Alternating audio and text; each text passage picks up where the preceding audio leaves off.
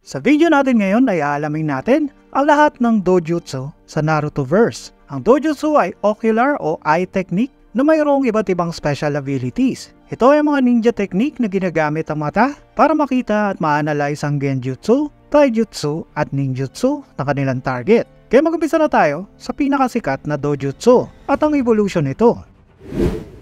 Ang Sharingan ay ang dojutsu Kekkei Genkai na nagkakaroon ang mga members ng Uchiha Clan. Ang dojutsu na to ay kabilang sa sinasabing 3 Great Dojutsu sa mundo. Nakabilang din ang Byakugan at Rinnegan. Kapag naka-experience ng powerful emotional condition, ang mga mayroong Sharingan, ang kanilang brain ay nagre-release ng special chakra na nakakaapekto sa kanilang optic nerves na nagiging daan para mag-transform ang kanilang mga mata sa Sharingan. Ang pinaka-basic na Sharingan, ang version na to ay na-awaken sa mga batang Uchiha. Mapapansin natin na mayroong mga maaga pa lang ay na-awaken na to, pero mayroon din namang mga late bloomer. Dahil ang awakening nito ay nakadepende sa talent at chakra ng user. Ang isang Tomoe Sharingan ay nagbibigay ng kakayaan sa user nito na instant ability na ma-analyze ang mga bagay at makita ang flow ng chakra ng mga tao. Ang user nito ay nagkakaroon ng mabilis na perception at kakayahang makakopya ng mga jutsu at mga movement ng kanilang target. Ang Sharingan na to ay walang kakayahan pang gumamit ng genjutsu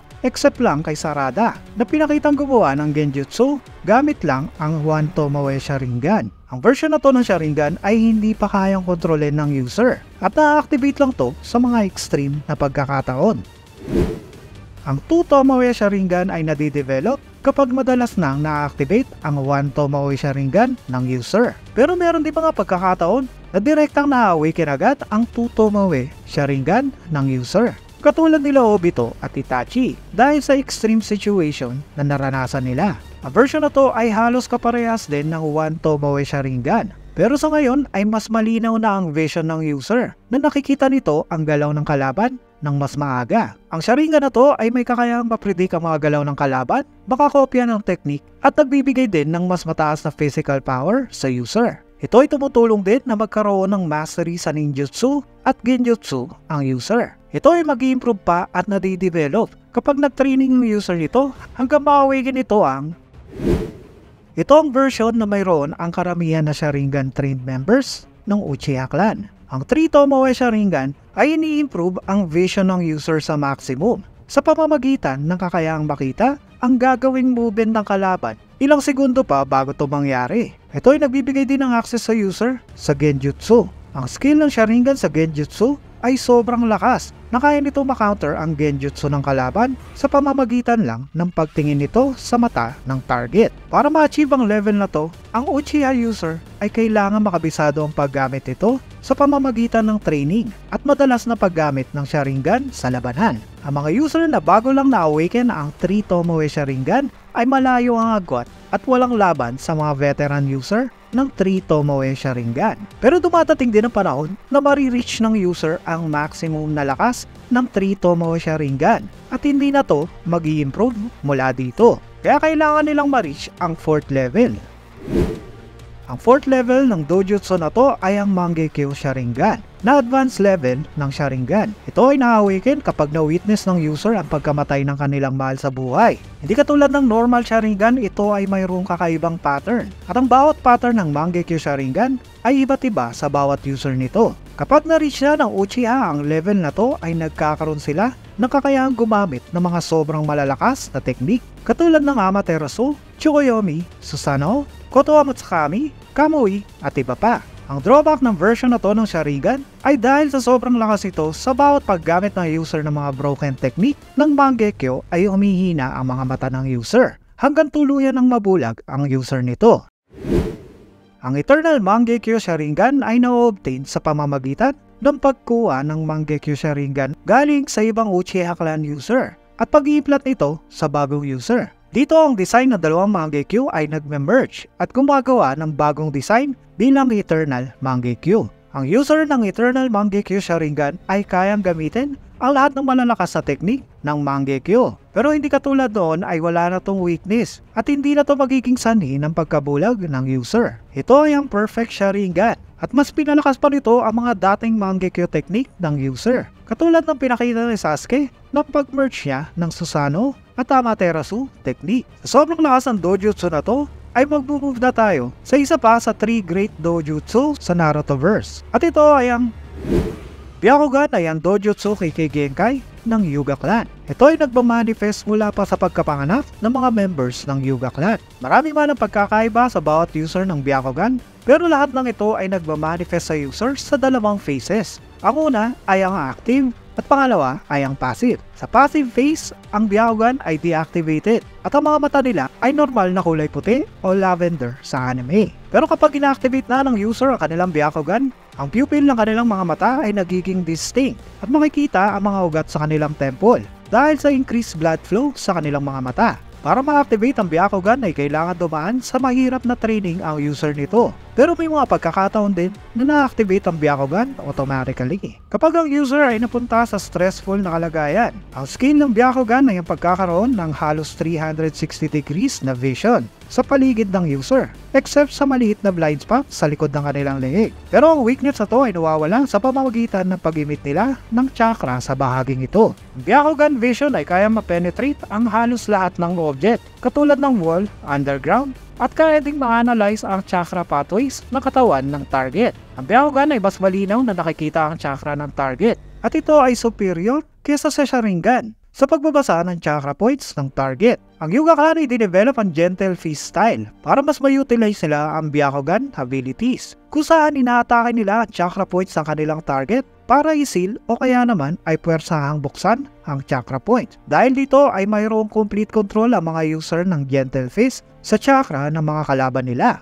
Ang Byakugan user ay mayroon ding large field vision na sa pamamagitan ng pagte-training ay kinakaya nilang makita ang mga target kahit na kilometro ang layo nito sa kanila. Aring sabihin na hindi lahat ng Byakugan user ay magkakaparehas, katulad ni Himawari na descendant ng Hyuga Clan sa kanyang mother side na si Hinata. Sa normal state, ang kulay ng mata ni Himawari ay kulay blue na katulad ng tatay niya na si Naruto. Pero ang mata niya ay nagiging white kapag ina-activate na niya ang kanyang Byakugan. Si Momoshiki naman ay mayroong normal na kulay ng Byakugan, pero ito ay naging kulay dilaw noong inabsorb na niya ang power ni Kenshiki. Ang Byakugan din ni Urashiki ay naging kulay dilaw pagkatapos niya i-absorb ang mga chakra na kinolekta niya gamit ang mata niya. Kapag ang Otsutsuki ay nag-implant ng Byakugan ng Hyuga Clan, ang combination ng chakra ng dalawang clan ay tinatransform ang Byakugan sa Tenseigan.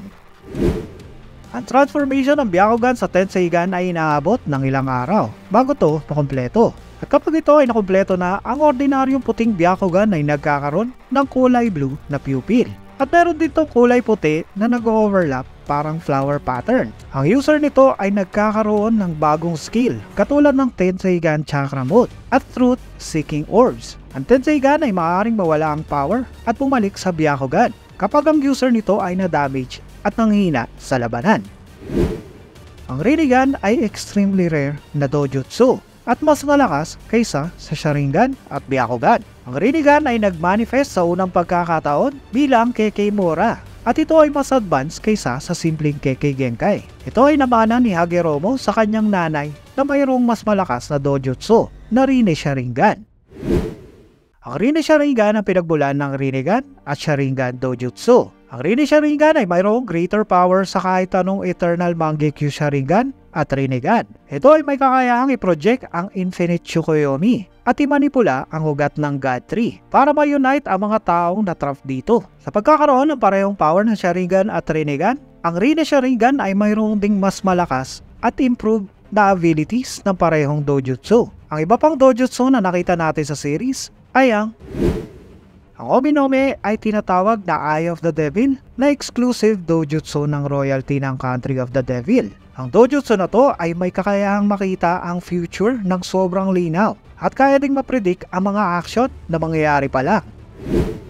Ang Kekkei Genkai dojutsu ni Ranmaru ay malaki ang pagkakatulad sa abilities ng Byakugan. Ito ay may kakayahan ding makakita ng lampas sa mga solid objects at makita ang mga chakra system ng target. Ang dojutsu na to ay kayang matrik ang Byakugan, pero sa kabila nito ay sinasabi na mas mahina pa rin ang dojutsu na to kaysa sa Byakugan.